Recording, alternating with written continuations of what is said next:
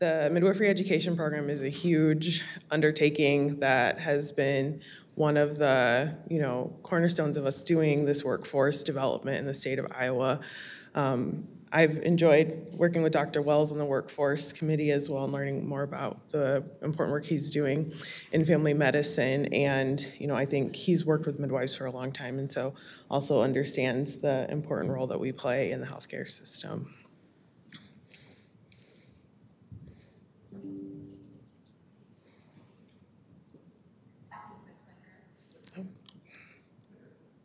There we go. So I wanted to start with just talking about what a certified nurse midwife is. So I think that's an important place so everybody is on the same page. So these regulations and guidelines are specific to Iowa. They're pretty similar across states, but in Iowa, a certified nurse midwife must have a bachelor's degree in nursing or another field. They must also have a master's degree and or doctorate degree. And the master's degree or doctorate degree can be in any field. You have to also be a registered nurse. So in some way in your educational path, have to take your NCLEX exam and become a registered nurse. I would say that midwives in general kind of have convoluted paths to becoming a nurse midwife. Like for example, for me, I got my BS in psych first, and then while I was finishing that up, my best friend was a student in the College of Nursing, and I was kind of talking to her about what I wanted to be when I grew up. And she's like, well, it sounds like you should be a midwife. And I was like, okay, I'm gonna do that then. I went straight into the accelerated program they have at the College of Nursing at the University of Iowa for folks who have a bachelor's degree in another field who want to become an RN, and then went right into the program at the University of Illinois at Chicago to become a certified nurse midwife with their Master's of Science in Nurse Midwifery. For state licensure in Iowa, certified nurse midwives are licensed as advanced registered nurse practitioners, and we have full prescriptive authority. We also, prior to becoming licensed, take a national certification exam, and we recertify every 5 years. I just had the joy of doing that this year, so lots of reading and taking some exams to get through that again. Another thing that people sometimes have misconceptions about certified nurse midwives is our scope of practice. And so most people associate nurse midwives with pregnancy and birth and postpartum and things like that. But we can also do a lot of other things. So I have a lot of patients who I'm their primary care provider for. We can do gynecologic care, we can do contraception management, we can also take care of newborns up to 28 days. And so I don't think in Iowa that's common that midwives are doing that as part of their practice, but that is something that we can do as well. We also have pretty robust standards for our practice, so this is just a very short summary of looking at our standards that are set by the American College of Nurse Midwives. So our standards include being a qualified practitioner, so that involves us checking all those boxes that I talked about and what a certified nurse midwife's education requires. We are very well educated in what we do as far as caring for normal things, knowing when it's time to consult with a physician and when to transfer our patients to a physician's care. We also have a human rights element to our education and our practice that's expected of us, and understanding a holistic approach to our care with people being in a community where they have a family, they have roles in their communities, they're getting their care in a system, and so that is really something that we try to keep in mind as we're delivering care to our patients. We also have high ethical standards with ensuring that our care is accessible, confidential, and complete. And then the last standard is that midwifery care is evaluated according to standards for quality management. And so a lot of the things you heard about today with the IMQCC evidence-based practice and ensuring our practice that we're delivering is high quality is important to what we do as well. I think it's important to talk about other midwife credentials that you see in the US. And so the certified midwife credential is not acknowledged in Iowa at this time. It's becoming more and more popular. So really the biggest difference between a certified midwife and a certified nurse midwife is that a certified midwife does not have a background in nursing. They have the same educational standards as certified nurse midwives as far as their master's or doctorate education, and take the same certification exam that certified nurse midwives take. Certified professional midwives are now acknowledged in Iowa as of this last legislative session, and their educational path has an apprenticeship model. There's a variety of educational requirements depending on which certifying body that person chooses to go with, and I think we're still waiting for the regulations for how the CPM credential is going to be managed in our state, but that's a really exciting change that we have here in Iowa. So I wanted to take a few minutes to also talk about the education program, which is the main reason why I'm here. So as Dr. Hunter laid out for all of us, this is just a timeline focusing specifically on the midwifery education program. We were part of that initial round of funding that we got in 2019. The first year of funding was used to hire a consulting group to help us complete a feasibility study and needs assessment for the program. And we found both that there was a need for the program and that it was feasible to start one at the University of Iowa. So in 2021 and 2022, we were getting ready for our pre-accreditation process, which entailed us, developing our whole curriculum, establishing all of our resources, getting our other faculty up to speed on education. Our practice has been established, and I'll talk about this a little bit later, but our practice has always worked with medical students and residents because we're all faculty in the College of Medicine. So education isn't new to us, but being responsible for the entire education of a person was new to us. So, getting used to being mentors and learning how to really develop a solid curriculum where really our focus is. And our first class just started last month, and so they're doing really well. They started their clinicals last week, so that's been fun to walk them through. Thank you. So our program accreditation is through the Accreditation Commission of Midwifery Education, and so we have that first round of pre-accreditation done. We will go through accreditation again after we graduate our first class, and then it's every 10 years after that. So the mission of our program is to provide midwifery education to a diverse group of nurses focused on health disparities in rural populations that addresses the healthcare needs of the people in Iowa. Some of our strengths as a program are that we have a very strong clinical focus. So one of the biggest problems nationally with midwifery education is the troubles programs have with accessing preceptors.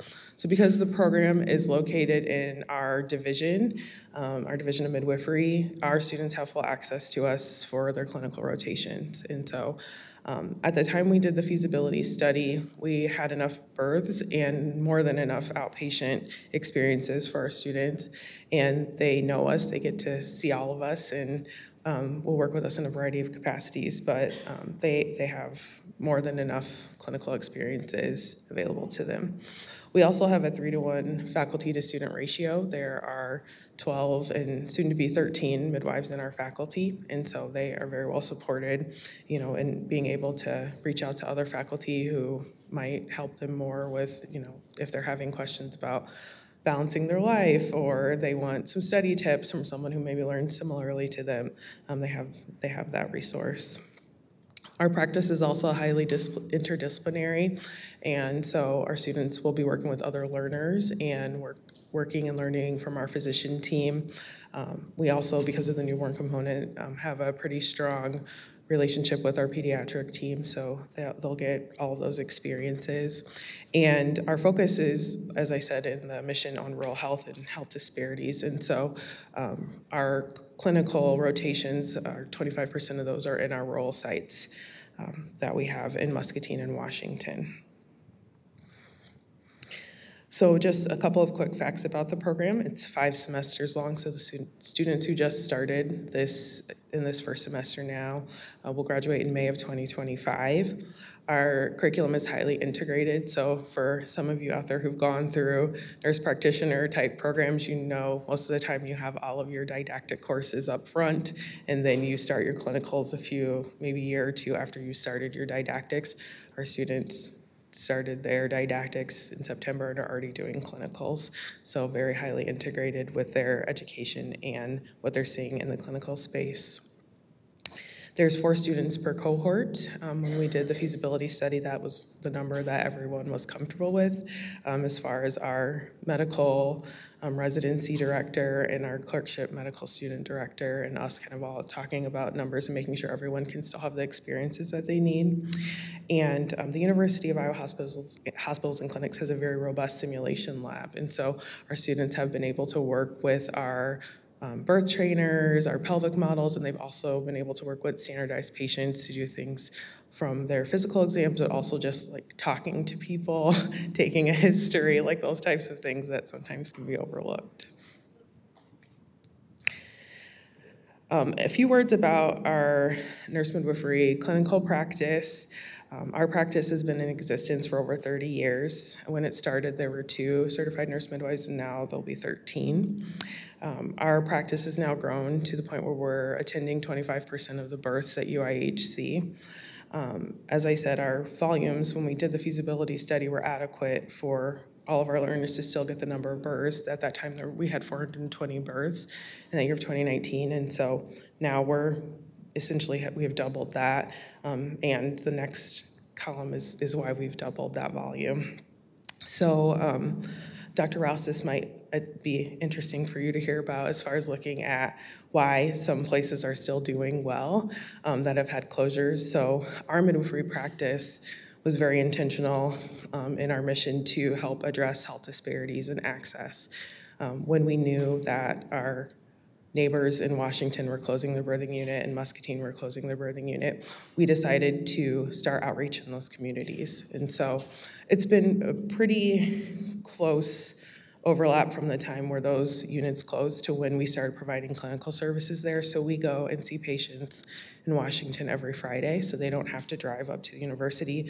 They have lab, they have ultrasound, they have everything they need right there in Washington. In Muscatine, when we started that clinic, we were about 2 days a week. Now we have clinic there every day of the week, same services, and we also have family medicine there as well. So that's where our growth has come from, is from our clinics and our rural sites. We also do urban outreach in Cedar Rapids. In that community currently, there isn't midwives attending births at those hospitals, and a lot of our patients come from Cedar Rapids, so we started having clinic there as well. The midwives became their own division in our department in FY 2022. So we are the only division in the whole hospital that is comprised entirely of advanced practice providers. We offer evening appointments as well, so that's one of our missions to increase access. We have a lot of folks who come in after work. We have clinic on Monday, Tuesday, and Wednesday evenings. That is very popular. We also have VBACs as one of our most, special types of care we deliver. A lot of our midwives, this is their favorite part about their job, is being able to attend VBACs. We know in Iowa we have access issues to vaginal birth after C-section, so we attend VBACs for moms who've had both 1 and 2 C-sections. We have a pretty seamless collaboration with our physician team. We have a physician who works with us to do consults and referrals that we meet with weekly. And our GYN practice is very robust. Our patients, as I said, a lot of us are primary care providers for a lot of people in addition to the OB care that we provide. As far as our faculty go, very involved academically in the institution on committees, working with medical students. Our division has the highest percentage of the hours we're required to have with medical students. We also have extensive experience with education of learners across disciplines, so we can really cater what we're teaching students, whether they're nursing students who want to come shadow us all the way up to our fourth year residents. We have education across that whole spectrum. So why does midwifery-led care matter? So, of course, midwifery care is only a piece of the puzzle that's needed to address the issues that we're facing here in Iowa with our maternal and reproductive health care, but it's really a big piece that we need to consider having more of, which is why we have an education program now. So, according to the United Nations Population Health Fund, midwives can meet 90% of the needs for essential sexual, reproductive, maternal, newborn, and adolescent health interventions.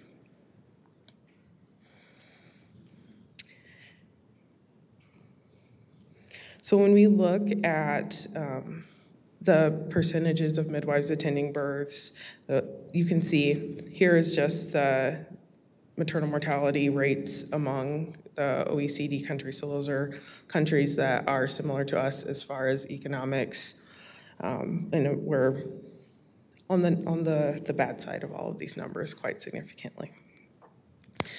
If you kind of look at some of these countries across, these are the U.S. attended births by midwives, and so we lag far behind other countries as far as the percent of births. We're essentially flip-flopped where, here in the U.S. about 10% of births are attended by midwives and 90% by physicians, and most of the rest of the world it's the other way around. So this was a map that was part of that FACNM workforce study that we did. So this looks at the density of midwives by state. So the World Health Organization recommends 6 midwives per 1,000 births, and the states with the darkest of blue are the only states that have that ratio of midwives. So we're looking at Alaska, New Mexico, Oregon, and Maine. This is another table just looking at births attended by certified nurse midwives. And this graph also breaks down collaborative requirements. So some states have independent practice like Iowa. Some states have more collaborative agreements, which can be really restrictive for especially rural access to care. I know this was from 2020, so some states like Kansas has changed since this time and doesn't have a collaborative agreement anymore. The Institute for Medicaid Improvement had a midwifery-led care series, and this diagram here shows their kind of structure and idea for how midwifery care can impact the system. And so in the middle is the pregnant person and the infant. Around them is their care team, their systems and settings that they're receiving care in, and the collaboration and integration of the team.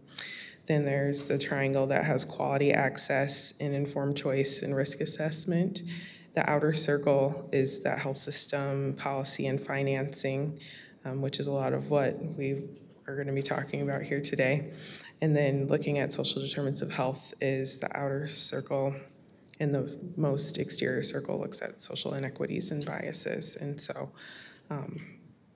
there's a lot of movement towards integrating more of the social determinants of health into healthcare delivery, and so that's something that's really just kind of getting started. I know with our most recent upgrade to our electronic medical records, we now have a social determinants of health workspace on there, and so I know we're going to be getting into doing more of that as a health system. So systems level approaches to improving access to midwifery care, of course, state and federal policy, more educational opportunities. So I'm happy to say that in addition to my program starting the same year, the ACME, the organization that accredits midwifery programs, also had 5 other site visits with new programs. Since I joined our Directors of Midwifery Education group, which is all the program directors across the country, we've gone from 38 programs to 50 programs now.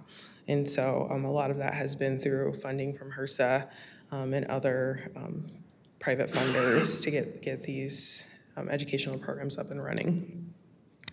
Improve practice climate. Like, we have a wonderful practice climate at the University of Iowa, but that is not shared across my colleagues across the state. And so, you know, as I've shown you with what midwives are able to do, I think we must focus on improving the practice climate to address issues that we're seeing, particularly in our rural spaces.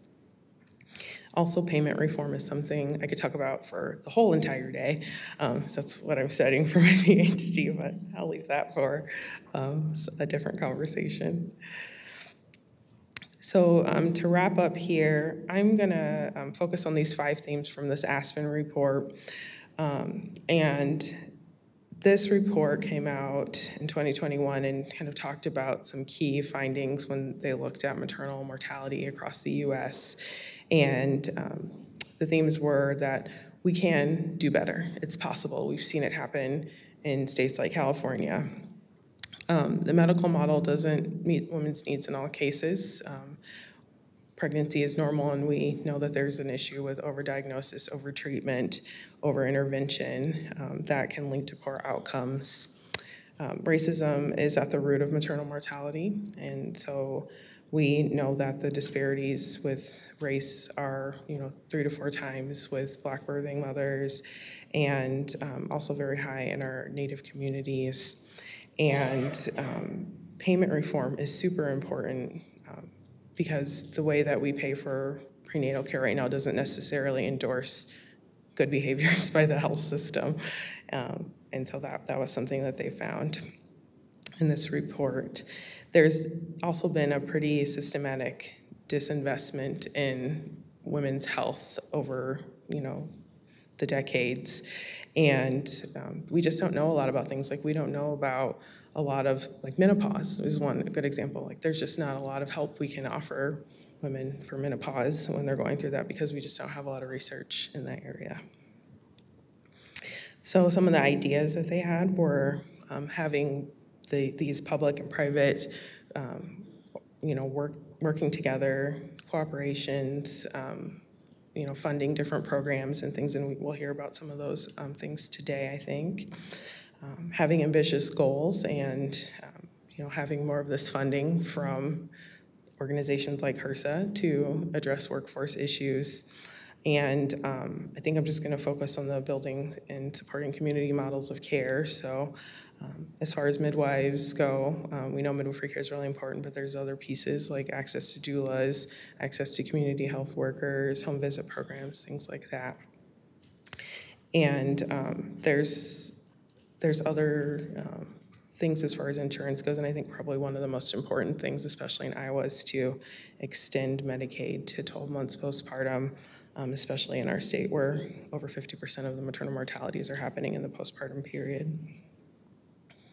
So to wrap up here, I have my key policy recommendations. So we need to make sure we're supporting these midwifery students.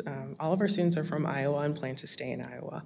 And I know there's programs in place already for other types of health professionals to support them with loan repayment or other opportunities. And so I think, this is probably what this program is going to look like for many years, is our students are going to be from Iowa and want to stay here. And we know from what we've heard from the OB workforce and the family physician workforce that that's not always the same case in the way that they're recruited and end up leaving the state. For the education program, the programs are expensive to operate, and we've been very lucky to have a partnership with the state and to help fund some of the aspects of the program, but funding doesn't last forever. So other funding opportunities with public and private partnerships is something that I'm always looking into. Midwifery practice, so ensuring we're eliminating some of the institutional barriers to privileging and admitting patients, and eliminating certificate of need for freestanding birth centers. Insurance coverage, the Medicaid reimbursement rate right now for midwives is 85% of the physician rate, and so increasing that rate to 100% will make midwifery care more accessible and operational in rural hospitals. I've already talked about Medicaid extension, and then ensuring that midwives are at the table for policy decisions about reproductive health care and inviting midwives to participate in quality initiatives is really important. That's all I have. Thank you.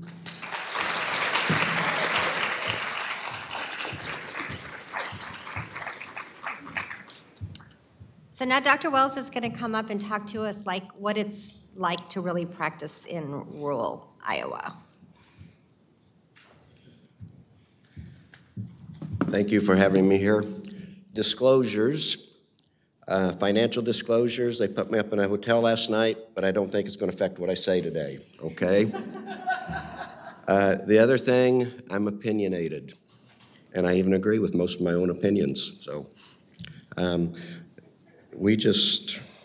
and I'm not very technologically good either. So, gotcha. All right. So I gave this talk a couple weeks ago. My way of doing a talk is I like to ask a lot of questions. It's the way I teach. I like an audience of about 20. I am really busted here, okay? But don't be surprised if I do throw out a few questions, and if you can throw out a few answers, please do. Help me out here, okay? So obstetric crisis in Iowa, there seems to be a little bit of angst in all of us. There's something going on. We need to do something about it. You know, at this point in time, though, what is this? I really delve into data and definitions. I heard a saying once that data without definitions is dangerous, and I believe that. We need to define what we're talking about. But what is it here? Is this a demographic problem? Do we have so many babies being delivered in Iowa, so much maternity care needed? Is there an overabundance of that? And I think I'll have just a little statistic here that says that's probably not the issue. Is it a workforce problem? Dr. Hunter put his slides up. Do we not have enough providers to take care of the normal amount of pregnancies that we have? Or is it a distribution problem? Do we have all the right people, but we just don't have them in the right place? Or does none of that matter? What if this is just an outcomes issue? Should we just be worrying about, do we have decreased mortality, decreased preterm deliveries, better breastfeeding, better birth weights? Is it all about outcomes? Is it nothing else but that? Do we forget the first three things on my list there? What is it? No? Okay. Now, I brought my maps too. Has everybody seen enough maps today? Okay, I don't have an IT person. This is an Excel spreadsheet that looks like a map now. Okay, it is, really. I'm telling you, this is what happened. So I'm going for a visual here, and here's the definition. Okay, we're talking about rural. So there are 170 definitions of rural if you're looking at federal funding. Okay, I like the frontier and remote system that talks about, you know, so we talk about remote, like this is not just rural, this is really rural. We don't have a chain anything. We don't have Walmarts. You might not have a gas station in my town, okay, or a stoplight in my county. That's what Wayne County is like. So if we use really rural as a county of less than 10,000, those are all the pink counties on this map, okay? If we use pretty rural as every county less than 20,000, that throws in the yellow. And that pretty much takes care of about all of Iowa. This is how rural we are. Okay. And when we're talking about rural, we're not just talking about a population, we're talking about a population within an area. So every county in Iowa is roughly about the same size, somewhere around 700 to 800 square miles. And if you sprinkle 10,000 people in a space that size, you don't have many people in that county. So when we talk about who we're serving, when we talk about rural, we're serving people that are spread out. They don't occupy much space. Urban, by most people's definition, is a city or an urban center of more than 50,000. So on this map, if it ain't blue, it ain't urban. There are not many blue spots on that map. And if you want to throw in the green counties, which are the 30 to 50,000 population counties, I can make Iowa just a little more urban, but there's no way I can make this state anything but urban and spread out. That's the way our population pans out. And then now we have to take this particular scenario and get obstetric care that's high quality where it's needed. And that's what we've been, this is the choir preaching to the choir. I appreciate this audience, but it needed another map, okay? And then we have closures. Those are the 6 hospitals that probably just went down or are going down between 2020 and 2022. Okay, so roughly 20 urban counties, if we're generous with our definitions.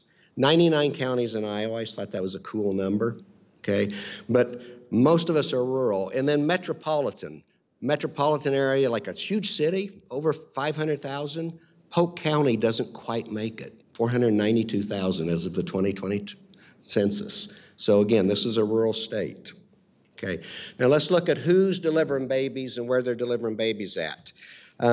18 of the 20 urban counties have birthing centers. Here's the question, which 2 do not? Of the blue counties. Megan, you cannot talk.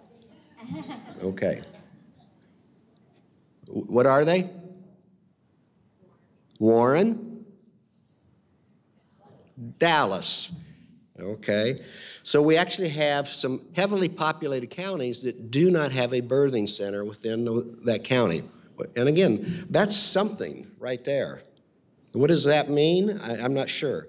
If you look at critical access hospitals in rural counties, it's about 1 out of 3 counties have a birthing unit. So 2 out of 3 do not at this particular time. Okay, and then we have these little things called rural hospitals in Iowa.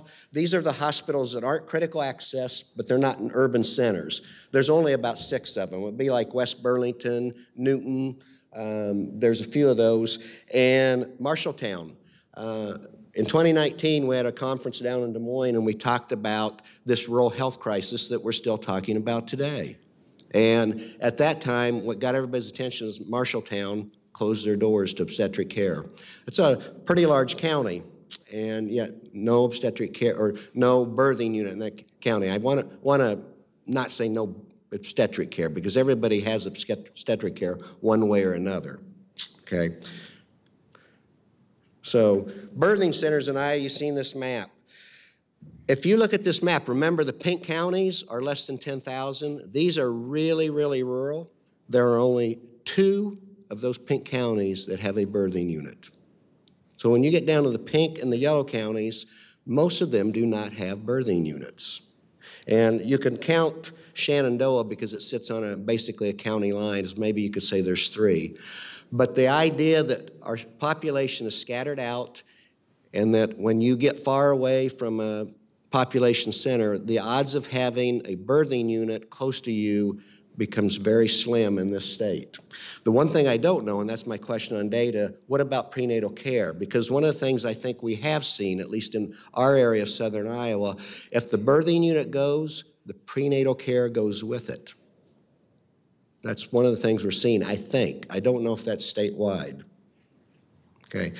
So demographics, do we have just too many babies being ordered in Iowa? And here's a number. In 2020, we had 36,500 deliveries in this state. In 2022, 36,253. It is not changing that much. And probably, if you talk to somebody that knows demographics better than I do, I think you'll find out that the birth rate and the fertility rate in Iowa and the population growth is not going to come from lots of people having more babies. It's not going to probably shrink, but it's what it is. Of all those deliveries, the majority occur in urban centers. So 85% roughly, probably not changing that much that I can see. That means in smaller critical access hospitals, rural areas, roughly 15% of the deliveries occur in those areas. That doesn't sound like a lot, but that's roughly just shy of 5,000 deliveries, and it's not small change. At least that's what I would say. Remember, I'm opinionated, right? I think that's important. Okay?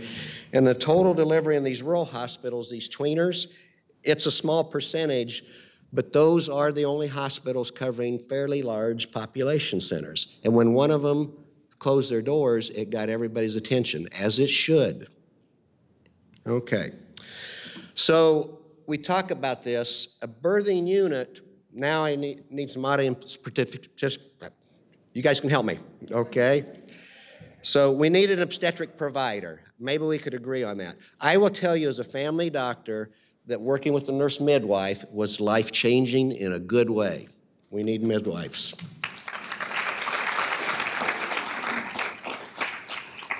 Dr. Hunter pointed out that family medicine, we are losing our way in family medicine.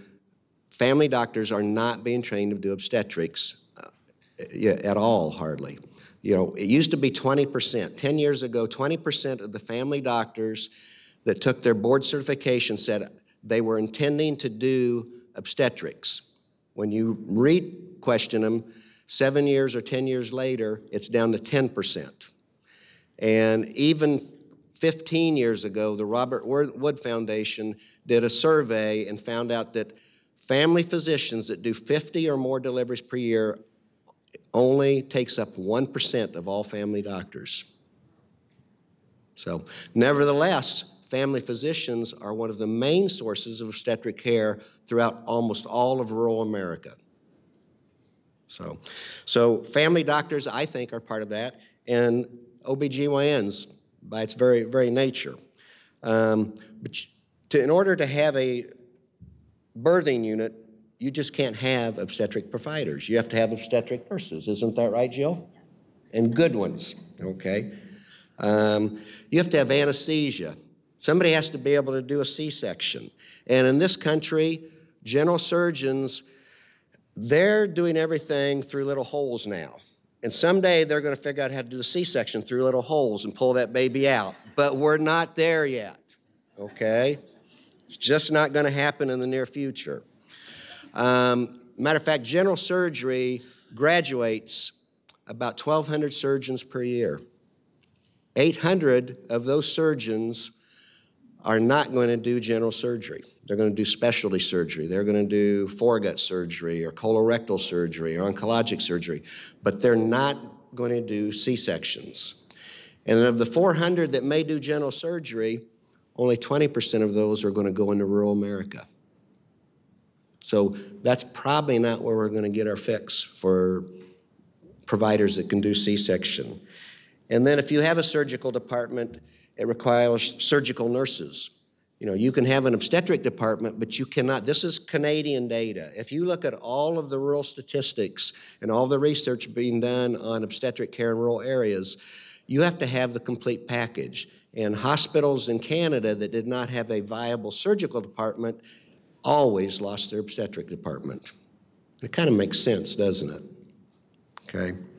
And then you have to have 24/7 availability. And it brings up the dreaded call. It's always going to be about call and obstetrics. You know, I was solo, I can tell you that, for 12 years. But that's going to matter. And when we talk about work-life balance and how our future providers, nurses, CNMWs, POBs, how do we live our lives, call will matter. And so if you're going to have a viable, sustainable program, you're going to have to take that into account. You know, does anybody want to be on call 1 out of 2 for the rest of their life? What does everybody think is a viable call schedule if we have to do it? 1 out of 2. How many think 1 out of 2 is viable, sustainable? 1 out of 3. I took that any day. Sorry. Okay. 1 out of 4. 1 out of 5. 1 out of 6 or more. Okay. All right. So call matters. Okay. So if call matters like that, if we have to have a call schedule that's 1 out of 5 or 1 out of 6, then how many obstetric providers do we need? If we have to have a call schedule that's 1 out of 4, 1 out of 5, or 1 out of 6, how many anesthetic people do we need? That's why I did epidurals, okay? And do you think CNM or certified nurse anesthetists or anesthesiologists want any different call schedule than people that deliver babies? Or surgery crews? What about nurses? Do they want any different call schedule than the rest of us? So those call schedules and the building of this crew means paychecks. And now we get into economics. And we can talk about that too. That's not the focus of my talk, but I hope I brought you around to all the things that go into this, okay? All right, so brought a few notes. So what I do is I try and train family physicians, and I try and twist their arms. I work at Mercy One, and I try and tell them that they want to deliver babies, that it's the greatest life in the world, because it is. That is cool to sit in a room with a young mom and her newborn baby and just spend time with them. It's really rewarding. It's not bad, okay? But not everybody buys it, okay? So the other thing is in family medicine training, in this day and age, we will give people exposure to obstetrics, but we will not make them proficient in it by the end of their 3 years unless that's what they want. And in rural America, what they need, what our trainees want, and what we want from our trainees, we're not quite all on the same page. We also need some of our trainees to do C-sections. And my experience as a fellowship director is I can do that, okay, in 1 year. So if I need an obstetric provider in a rural area that can do C-sections, probably do some pretty decent ultrasound work, and also be a family physician that can do hospital work, clinic work, and all these things, I can take them out of a 3-year program and only need 1 extra year to get them out there where they need to go and make them pretty darn good at doing it. 1 extra year. So I can't find another specialty, another arm that can do that. I could do an OBGYN from start to finish and get them out there. It'll take longer. And that would work really good in an area that's really busy, and some of these areas that are semi-rural, that they're not metropolitan areas. So we have OB fellowships too for rural, and I think that's good. We need that. And I can do a CNMW and do it in about 4 or 5 years and have somebody out there. And that also works pretty good. We have to start thinking about the educational program that's going to get the providers that we need where we want them. And there are ways of doing it. But I will tell you, family medicine, even though we're down to only about a few % of us left, I don't think we're out of the picture. So this is going to shut off every time. But just remember, 1 year of training, that's pretty impressive, really, 1 year extra. And we could have some providers where we need them. Now, the other problem, though, with that is how are we going to fund it? How are we going to accredit it? Who's going to train the trainers? And this is where we get into this idea of interdisciplinary training. If Lastascia pointed out that if I'm training CNMWs, I have to have a place for them to train, I have to have patients for them to train on, and I may have to use other people from other skill sets. Family doctors need to be training midwives. Midwives need to be training with family doctors and OBGYNs. We should be learning from each other. This is an opinion, but I think it's one of the ones I agree with. Okay, and OBGYNs should be training family doctors. I cannot do a fellowship in FPOB training without OBGYNs that are sympathetic to the cause of training those doctors to get them out where they need to go. So far, this works, but there's barriers to that. The uptake or the acceptance of that type of model where we all start to work together and we all start to train each other and we all start to do this as a team, we're not quite there yet. So when we talked about building a birthing unit, it's like building a team. Anybody play sports? I did. Bench warmer, okay? And you know what? You need bench warmers. Anybody been on a team that had an empty bench? It was probably not a winning team. Right? So you have to have all positions filled. You have to cover all of it. There has to be some coaching. All of you that are policymakers, sometimes somebody writes the playbook, and those are the things we should be talking about before this day is over. So the other thing about some of this too is when we're starting to figure out this process, we'll what if ourselves right out of existence. So there's an idea that what if I'm in a small community and I need a blood transfusion. You may not have enough blood. So then let's not do obstetric care there. You don't have everything it takes.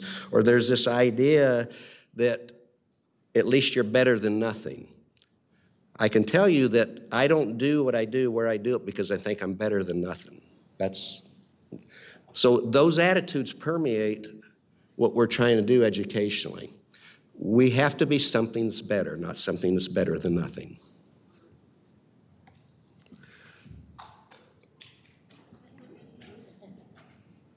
And I think that's all I have. Now you guys get asked questions.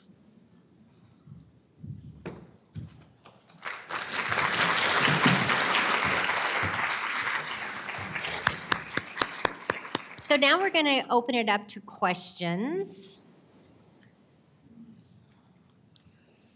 I have 2 questions. I think they're bringing a mic to you. I have one question regarding the nurse midwifery program. Just curious with the first class, and it's coming 20 to 30 years too late for me, so I'm so excited for it. But what kind of educational background are you looking for in your first class and subsequent classes? We tried to be really intentional about keeping our admission requirements very open. Like, for example, we know that it's a huge barrier for students applying to programs if you require them to have labor and delivery experience, because everybody doesn't have access to labor and delivery unit, as we know, because that's what we're talking about today. They have to have an RN and a bachelor's degree, and have some type of experience in the reproductive health space, whether that's working, in a WIC clinic, or as a doula, or as a lactation consultant, or something like that. So just trying to keep it really open in that way. But that's really, we just very, very much wanted to keep the applicant pool open and accessible to people. Yeah. My second question is in regards to, I love the family practice aspect of OB, but what are we doing for our OBGYN providers, teaching them things like forceps deliveries? I mean, some of the things that are going by the wayside within our OBGYN education, how can we, or how can providers learn those skill sets? Forceps delivery seems to be a thing of the past, if that's what you're asking. I think C-sections, the idea that there's a certain amount of C-sections that's too many. We should have fewer of them up to a point. I don't think we'll eliminate C-sections. It's this whole idea of having providers that can do C-section when you need them. Vacuum forceps changed the need for low outlet forceps a lot. I was trained in a day where we did low outlet forceps deliveries, but right now I think most OBGYN programs don't do that training. Times have changed is all I can tell you there. At this point in time, the days of low outlet forceps delivery may be gone forever. I'm not sure. Dr. Hunter might be able to comment on that. I don't know. Steve?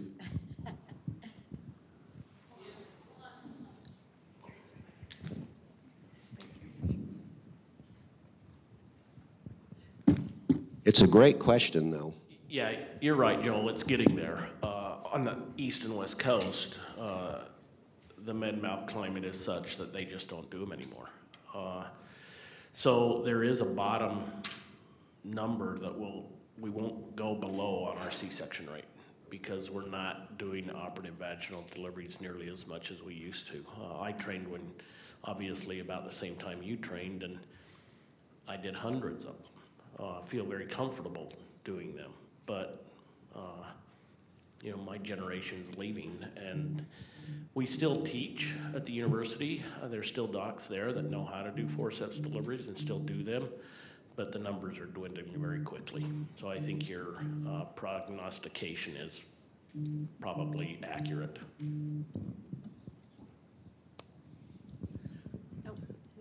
There's also ways to reduce C-sections and improve vaginal deliveries, but one of the best tools I know of is called prenatal care.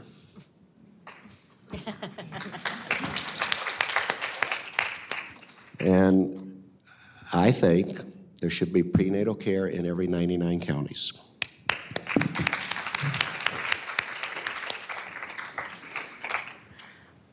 Can you talk about the role of telemedicine or telehealth in addressing some of the gaps in care in these rural communities for prenatal care and obstetric care? Yes, so during the beginning of the COVID pandemic, we all had to be really flexible and figure things out. So we did deliver a lot of our prenatal care, routine prenatal care as our midwifery practice through telehealth. If someone is low risk and doesn't necessarily need to come in for an ultrasound or a labs or something like that, there's different schedules you can look at that are evidence-based to deliver prenatal care via telehealth. We don't do it as much anymore. Sometimes if we have patients who are coming from very far distances, we will still use that same schedule for them if they're in that low risk category. We do more in the postpartum period. All of our patients in our midwifery practice get a 2-week mood check, and so sometimes we do those virtually, sometimes we do those in person, and that's probably the main way we're still using it. I know, like Dr. Hunter mentioned earlier, we have telehealth for lactation and our women's wellness and mental health services, and then they're working on ramping up the telehealth for maternal fetal medicine. Are there opportunities for like physician or practitioner to practitioner, like telemedicine in some of those rural communities who are maybe trying to provide obstetric care and need guidance, or maybe don't have as much training, maybe their family practice provider? Have you guys considered any of that? There are some models for things like that, but right now I'm not aware of anything in this state that does it that way. I think that's a wonderful opportunity. There's like an ECHO project where specialists can consult with non-generalists that are out in the field. That's worked well for things like hepatitis B or hepatitis C treatment, oncologic care, mental health stuff. But we don't have that in this state. And I think, there'd be an opportunity to connect facilities, but then that's a payment issue. We saw some payment for telehealth during the pandemic, and I think it's drying up. So that's a policy issue. And I think we need to identify where telehealth works and where it doesn't. So on one hand, it'd be great to have a lot of telehealth visits to make prenatal care easier to do. But what about an in-home visit after delivery? What about the high touch, the on-site? Is there a place for that where that's better than anything instead of talking to somebody on a cell phone? And I don't know what the answer to that is, but I suspect there's the best of both worlds, and we can figure this out going forward. My name is Megan. I'm a certified nurse midwife. I'm in the back. I just wanted to comment on Project ECHO. I work at Primary Healthcare, and we just received a $2 million HRSA grant to integrate some better programming into our women's health program. And one of the things includes, it's a 2-year duration, and perhaps a little further down the line, we're going to do some more integration with Project ECHO and try to offer that at least in our community health center. And so if that's something people are interested in, I would actually want to talk with you about that to learn more about ways we could expand that beyond just the Des Moines Metro. Good for you. Actually, what's the mantra of Project ECHO? We all teach, we all learn. It's a great one.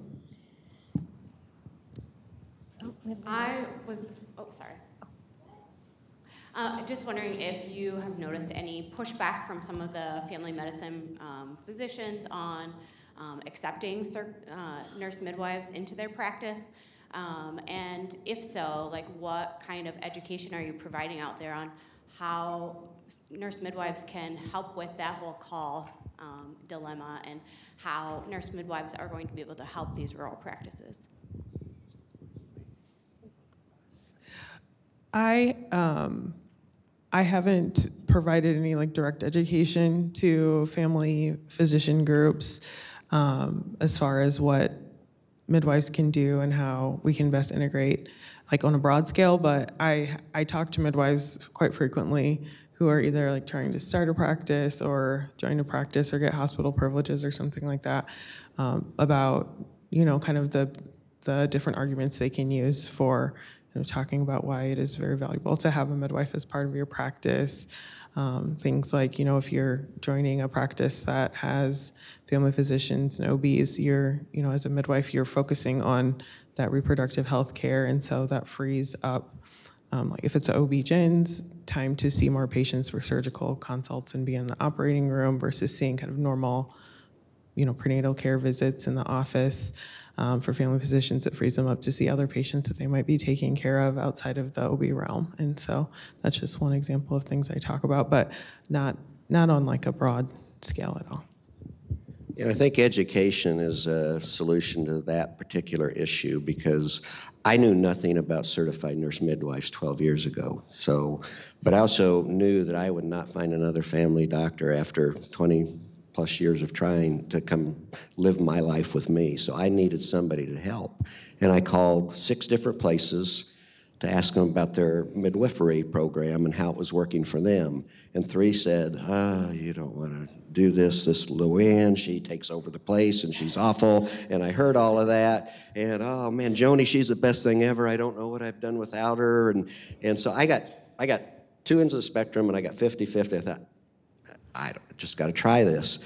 And this is a people-driven thing. If we respect each other's specialty and we look at each other in those specialties as people, it's not that hard to figure out a way to do things together that benefits everybody. But if we come in with bias and preconceptions, it's not going to go well. But keeping an open mind was the best way for me to be educated, and it's worked very well for me. And I can tell you, we adore our midwife at Wayne County Hospital. She's been one of the greatest things that's happened to our hospital. Most days. Oh, she's a dream. She is a dream. Yeah. He said just in case she was listening. Didn't want to give her. We have some online questions. One is, are there incentives for bringing mobile blood banks to birthing centers or less equipped hospitals to help decrease maternal death after postpartum hemorrhage? Ooh. I'm not aware of that. I can teach you from a simulation and perspective. That's one thing that we simulate, is how you get more blood, if you need more blood, and when you need to know you need more blood and what that process is. Looks like Dr. Hunter has an answer for that. That is a great question. And I'll touch on that a little bit on my last presentation when we start talking about potential solutions. But that's the kind of out-of-the-box, innovative thinking that a rural state has to start accepting and looking into if you want to reduce maternal mortality and morbidity from hemorrhage. And that's just one of the pieces. But that's a great question and a great idea, and we'll talk a little bit about it, maybe a little bit more this afternoon. I can also add, as I said, I just did my recertification for my midwifery certification, and one of the articles I read from ACOG talked about how when we think about hemorrhage, we have our first-line medications, but we need to start being more intentional about thinking about the clotting cascade and having fibrinogen products available. And those are things that hospitals can have, even if they don't have a robust blood bank, they can have fibrinogen products available to patients. So the next online question is, as providers at a rural hospital are trying to convince administration to invest in OB care at the hospitals, things like more rooms, more equipment, simulations, outreach clinics, etc., especially to serve surrounding communities where closures are happening, what are successful talking points when administration reports OB is not a moneymaker? Thought you were going to tell me. It does matter. And it's hard to do the dollars and cents. OB, our hospital is the only one left doing OB where we are. We are by far the busiest hospital in an area that is very, very rural. So it really has worked out pretty good for us. On one part of the spreadsheet, we've lost money, But on the other side of that, we've been very successful. So our overall volumes, our overall revenues, and even the fact that I now work with 6 people that provide obstetric care tells you, despite losing some money, we must have done something right. And I think you can look at the overall balance sheet, and sometimes it works better that way.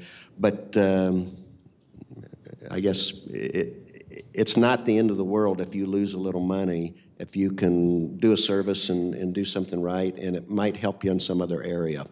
It also has helped our surgery department a lot. We would not have the robust surgery department that we have if it wasn't for the obstetric, patients in volume helping to drive that surgery center. I think we have time for one more question. Yeah, question about, so with the certified nurse program, nurse midwife program, I'm curious what opportunities may be you exploring for those certified nurse midwives to also be receiving lactation education to possibly address the gaps in lactation outpatient specifically, outpatient lactation services across the state, maybe that they're meeting those lactation education requirements to possibly be able to sit for that board certified program after they graduate. I'm curious of maybe what opportunities are being explored. So as I mentioned before, we have a very long list of things that must be included in our program. Lactation is part of that, but we don't have enough space in our curriculum to do all of the CERPs for the IBCLC exam. We do have a few of our midwives who are certified lactation consultants, and so the students do have access to seeing patients in clinic with those midwives who are seeing, the problem visits, coming back in with feeding issues, or doing the antenatal consults for patients who've had problems with previous breastfeeding experiences who just want to kind of talk about their options there. But there definitely isn't enough time in our curriculum to do all of the education that's necessary. So I know there was a lot more questions out there. There's a sheet. Oh, got one more? Okay. I'm sorry. Okay. So can you guys take this show on the road nationally? Number one, first question. And 2, what do you need? Because, you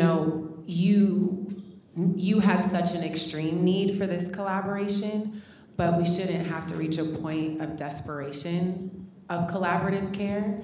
So how do we speak to the hearts of other physicians like you to be open-minded enough for this collaborative and successful care model? I think you have to dream it to get there. So, again, I'm opinionated. So, yeah, I think I know what it should look like when we're done. Education, is a key to this. And then collaboration amongst disciplines, getting people to, we can align the education between nurse midwifery and OBGYN. I cannot train family doctors without my OBGYN buddies. I need them now, and my general surgeon friends. So there's a lot that needs to be done, and then there's the economics behind all of it. I wish more of it was going into the education, because I think you're going to build on that foundation. And, if you want to take us on the road, it is hotel room, that's all we need. Like I said, that's my financial disclosure. I would say I agree with Dr. Wells. It's a matter of education. I think, our residents, either family medicine or OB-GYN, they have exposure to nurse midwives in their training. As I said, our medical students, even if they don't go into OB-GYN or family med, get exposure to midwives in their medical school. And so I think having that exposure and actually understanding how all these different professions can work together is going to be the key to the future. One of the other things of that, too, is we're not just talking about rural specifically, but that's where I come from. And if we're going to do this on a rural basis, we need to start thinking about all these other things. So ultrasonography is deficient. Anesthesia care is deficient in rural America. It's not just the things you're thinking about when you throw that question out there. It's the whole picture. So there's a lot that needs to be done there. And then it's living in rural America. I love it, but it's not for everybody. How do you get somebody to want to live in a town where you don't have a chain store, where you've got 2 restaurants and that's your choices, and the menu hasn't changed for 20 years? That happens, and some people don't want that. But we have to figure out a way to get professionals into these areas to do that. And I'll add too, just I think in closing, kind of back to the question about the financials behind closing a birthing unit. Of course, hospitals have to care about their dollars and cents and their bottom line and all of that, but there are economic impacts to closing your labor and delivery unit in the community because, you know, most nurses are going to be younger and going to be starting families, and if you can't get the care you need in your community, you're not going to live there or stay there. And so when you're closing these units, we have an aging population in Iowa, so you're not only losing the OB volume, but you're going to lose the people who are going to take care of the older folks in the hospital as well, because they can't live there and get everything they need in the community.